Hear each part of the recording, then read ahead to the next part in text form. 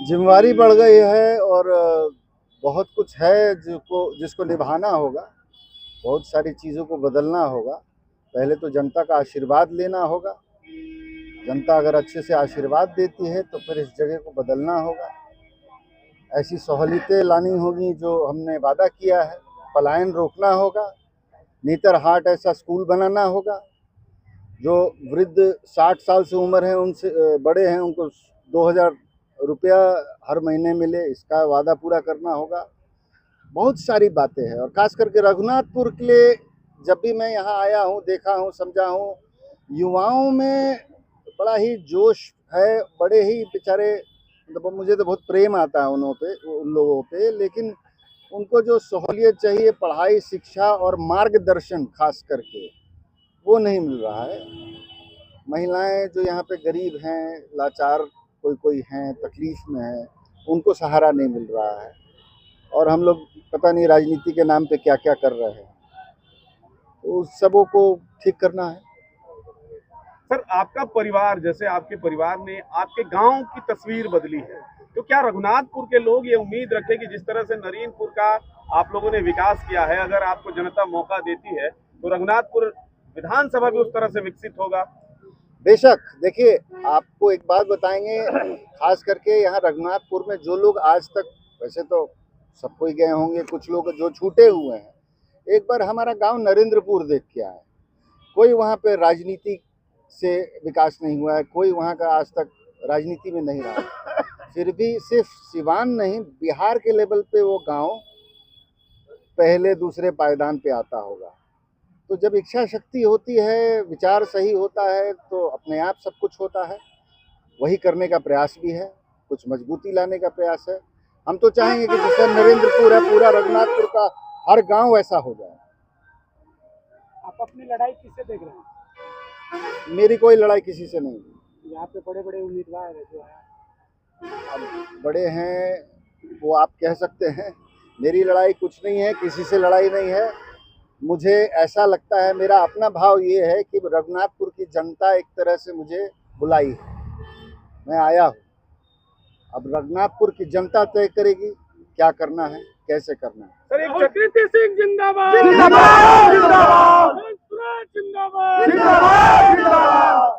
Sir, एक चर्चा ये भी हो रही है राजनीति में कि जो बाकी पार्टी के कार्यकर्ता हैं 5 साल तक इस धरातल पे काम करते हैं, लोगों के सुख दुख में। स्पेशली बिहार के राजनीति में क्या है कि कजिया छठियार खाइल सबसे ज्यादा जरूरी है, वो तो आप किए नहीं। अचानक से आप चुनाव लड़ने आ गए, तो क्या इसका इम्पैक्ट जाएगा? कोई इम्पैक्ट नहीं है। देखिए, ऐसा है, मेरा जो अपना समझ है बस सिंपल सा है। 2022 से हम जनसुराज में जुड़े हुए हैं। कोई वहाँ पे अटेंडेंस नहीं लगाते हैं। हमने पदयात्रा भी की, बहुत जगह जाके जिला विधानसभा को देखा भी, यहाँ भी मैं कुछ दिन देखा था। तो जिनको नहीं मिलेगा उनको, उनके लिए तो मेरी भावना है और ये मेरा डिसीजन नहीं है। ऐसा तो है नहीं कि हम जाके दौड़ के और टिकट उठा लिए और लोग नहीं पहुंच पाए। एक जो बुद्धिजीवी वर्ग है, जो कोर कमेटी है, उसने जो डिसाइड किया, जो जिम्मेवारी दिया, उसमें आए हैं। और मेरे लिए तो जनस्वराज में जितने भी लोग थे, हैं और सब कोई मेरे अपने हैं। मुझे उनसे कोई सर, अभी आप रघुनाथपुर के लिए तो एक नए चेहरे हैं। तैयारी किए थे पहले से जनसुराज, उनको लेकर अब कैसे चलेंगे? मेरे भाई हैं। देखिए, एक चीज़ बड़ा छोटा सा उदाहरण दें कि जब हम लोग का यात्रा शुरू हुआ 2022 में, उस ज़माने में अगर हमारे साथ 5000 लोग जुड़े थे पहले महीना में, तो उसमें 200-500 लोग अपना कुछ ना कुछ, ऐसे नहीं हो रहा, वैसे नहीं हो रहा, चले गए। आज उन लोग को मैं खुद देखा हूँ हमारे पास आके कि गलती हो गया, हमको कुछ आगे होना है, वापस आके जुड़ते हैं। कई बार लोग को समझ में नहीं आता ये व्यवस्था, जहाँ तक हम समझ रहे हैं, ये अब एक एमएलए और एक विधानसभा की व्यवस्था नहीं है। जनसुराज आती है तो बहुत सारे ऐसे लोग हैं जो इसमें अपना कंधा लगाए हैं। उनको ऐसी ऐसी जिम्मेवारी आने वाली है जिसको लैटरल एंट्री कहते हैं। लैटरल एंट्री का एक छोटा सा परिभाषा ये है कि जैसे सुधा डेयरी हुआ, या आपका अमूल डेयरी हुआ, या टेलीकम्युनिकेशन में श्याम पेत्रोदा थे, इस तरह के लोग जो उस चीज़ में माहिर हैं, जब उनको आगे किया जाता है उस चीज़ को चलाने के लिए, तो लोग उसमें बहुत तेज़ी से बढ़ोतरी देखते हैं। तो मेरे समझ से जनस्वराज की एक और सोच है, आने वाले समय में दिखेगी। जो जो लोगों ने कंधा लगाया और उनकी जिस चीज़ में समझदारी है या भागीदारी हो सकती है, उनको आगे लाएंगे, बड़ी बड़ी जिम्मेवारी देंगे। जन सुराज के अगर सरकार बनती है तो कौन कौन सी कमियां आप लोग पूरा कर सकते हैं? हमने तो बताया, पलायन रोकेंगे सबसे पहले तो पलायन रोकेंगे। राहुल कृति सिंह रघुनाथपुर के लिए क्या करेंगे? ये तो रोड मैप है, ये तो पार्टी का रोड मैप है। आपका क्या विजन है जो आप चुनाव में रघुनाथपुर लड़ने के लिए आए हैं? आपका क्या विजन है? देखिए, अगर व्यक्तिगत रूप से हमसे पूछिएगा तो चूंकि आचार संहिता है, बड़ी बड़ी बात हम नहीं बोल सकते हैं, लेकिन हमको युवाओं के लिए कुछ बहुत शौक है कि कुछ खेल कूद स्टेडियम टाइप का ऐसा हो जो मतलब बिहार के तुलना से ऊपर का हो, और उससे जुड़ा हुआ शिक्षा का जो एक जैसे अगर आप इंजीनियरिंग का पढ़ाई का एग्जाम पास करते हैं तो एक काउंसलिंग होता है।